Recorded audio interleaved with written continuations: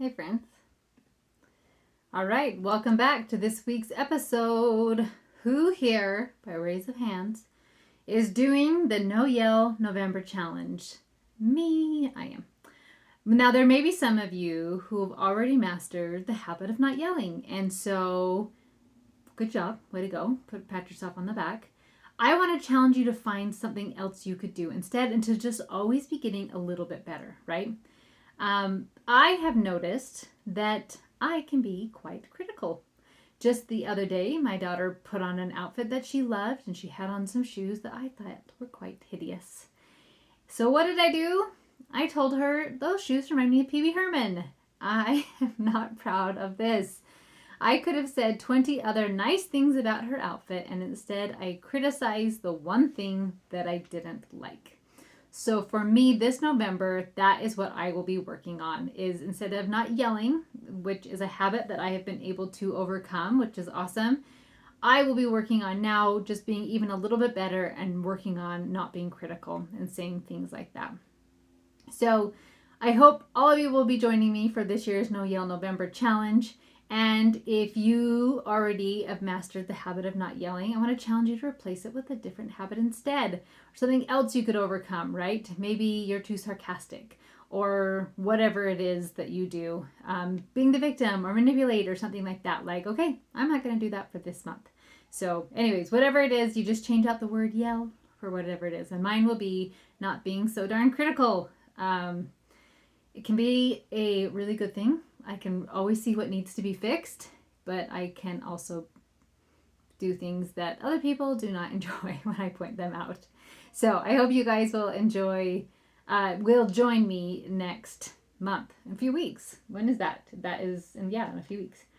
Okay, so who here watches sports? I live with so many boys that watch so many sports and play sports and a lot of sports. I actually grew up with all girls, and I would be fine if I never watched a sporting event the rest of my life. But anyway, I know way too much about sports. So anyways, whether it is a basketball player trying to get a ball in the hoop, football players trying to get a ball across the line, or soccer players trying to get a ball in the net, people love watching people make the basket, get the touchdown, and so on. If you've ever seen a highlight reel, right, of top 10 plays of the day or something like that, it is amazing. It's like this amazing catch, this amazing throw, this amazing whatever, and it's actually pretty cool.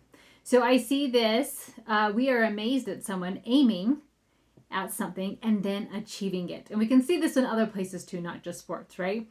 So you think about this with a food coach. Sometimes they will showing people that if they will take aim with their food and aim with their exercise, right? Like do these movements, eat this way, do all this stuff, you can achieve a killer six pack. You can lower your body fat. You can do a pull up. You can be more flexible or just overall better health, right? You see with people who help others get organized. I love Instagram feeds of people like before and afters of organizing rooms and closets. I think it's so fascinating, right? Like here's this aim where you can have this high functioning pantry, this beautifully organized thing, right? And they're like, and I can show you how. So most of the time, a lot of people will cheer on others for getting what they were aiming for, right? Obviously, if you're rooting for the other team, you may not be thrilled when the other team gets a basket. But the idea of somebody winning and doing all of this stuff, a lot of times we're cheering, right? Think of how many sports fans are like, my team won, my team did amazing, just because they literally were taking aim to get a ball across a net, through a net, all those things, and they go wild over it, right? But every now and then, you will get people who like to tear others down. They give excuses like, well, they have better genetics. So that would be probably like somebody who's very athletic, right? And they can jump high and they're really agile. Or somebody who does have a six pack, or somebody like that, like, well, they just got good genetics and I have terrible genetics, right? So excuses like that. Maybe they have excuses like, well, they just have more time to do that. Here are all the things I have to do. Why I could never do those things. I have a job, I have children, I homeschool, I do all these things. They have more money. Well, of course they can do it because they have all this money, so they can hire a trainer, or they can hire a nanny, or they could hire whatever. buy all these supplements, all these things. They have a supportive spouse. Well, of course they can do it because their spouse is cheering them on, or it's fine if they buy this or go get a massage or something like that, right? You're saying that this person doesn't have all my obstacles. So you see this every now and then. I've totally been guilty of this before, of seeing something of like, well, yeah, but they haven't had 7 kids, so of course they can look like that, right? But it caught me off guard a few weeks ago when this happened to me. I run ads every now and then, and I had an ad going about 5 steps. I don't remember the exact name. 5 simple steps of creating peace in your homeschool. And this is just the freebie on my website. So I would add to just get something free. Wasn't even selling anything, just like, hey, here's something free. And if you do want it, it's on my website. It's a free download. And so how to create peace in your homeschool. It's 5 simple tips. And anyway, my lovely friend Candace from Elegant Images, if you ever get a chance to use her, please do. She is amazing. She took some beautiful pictures of a few of my kids and me, and that was the cover of the ad. Was myself sitting with 2 of my babies, with my 13 and 10-year-old, and we were all dressed nice, our hair was combed, and we were sitting in nature reading a book. So all the comments were tearing the picture down. And when I say all, literally all the comments were ripping this picture apart. They made fun of everything about it. Comments, I deleted it quickly, so I did not write down the comments because I didn't really want to keep it. But the idea was they were saying that there's no way your homeschool looks like this. Oh yeah, hey kids, let's go get our nice clothes on and go read books in the woods. So I quickly deleted it while I made a game plan. It totally caught me off guard of people attacking this nice picture of just my kids and me sitting there reading a book.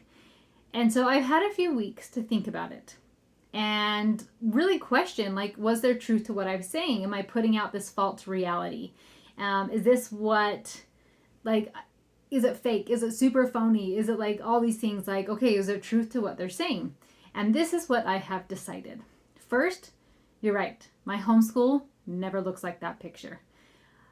But the intent of my ad was not to say that this is what your homeschool should look like. The intent of my ad was to create a feeling and an atmosphere in your home.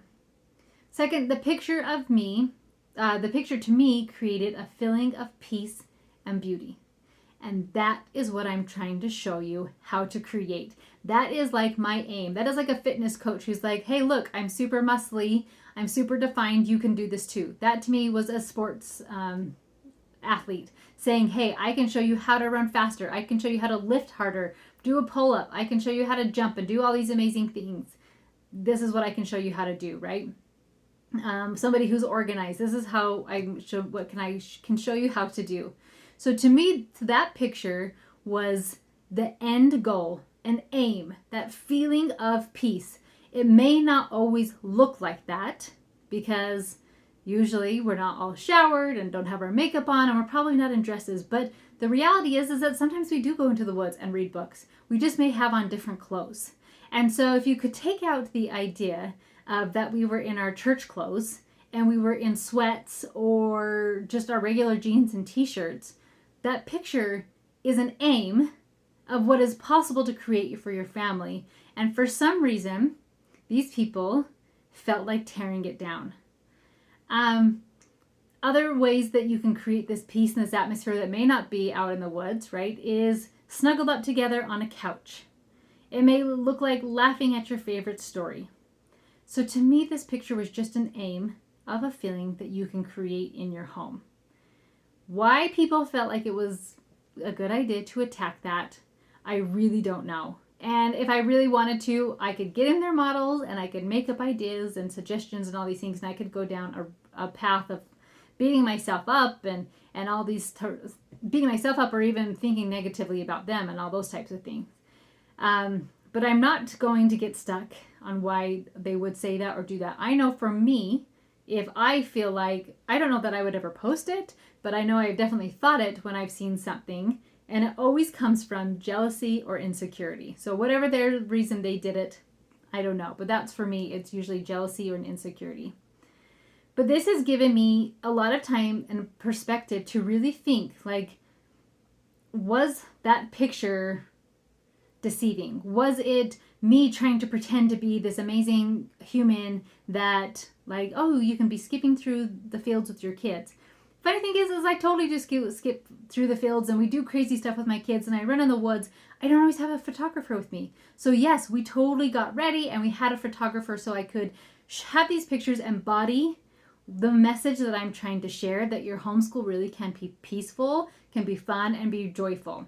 I don't have a professional photographer following me around all the time. So yes, I did schedule something so that somebody could help me create what it is I'm trying to tell you and teach you of how to do. So as I thought a lot about this, I've decided I will continue to share how I keep a peaceful home and teach my kids to be hardworking, amazing humans. I will continue to be a light and show you that amazing families do exist, and I will continue to teach you how to do the same. I know I've had other people inspire me to be better and to do better and to see what is possible, not just in life, right? But like in my family, like this is possible to have awesome families. It's possible to like your teens. It's possible to communicate well. It's possible to have fun. And I will not let some negative ladies stop me from continuing to inspire you guys of what is possible. So I just want to say I love you guys. I will continue to be as authentic as I can. If there is a beautiful picture, just know that was scheduled. But it's the message behind it, or the feeling I'm trying to help you realize what is there.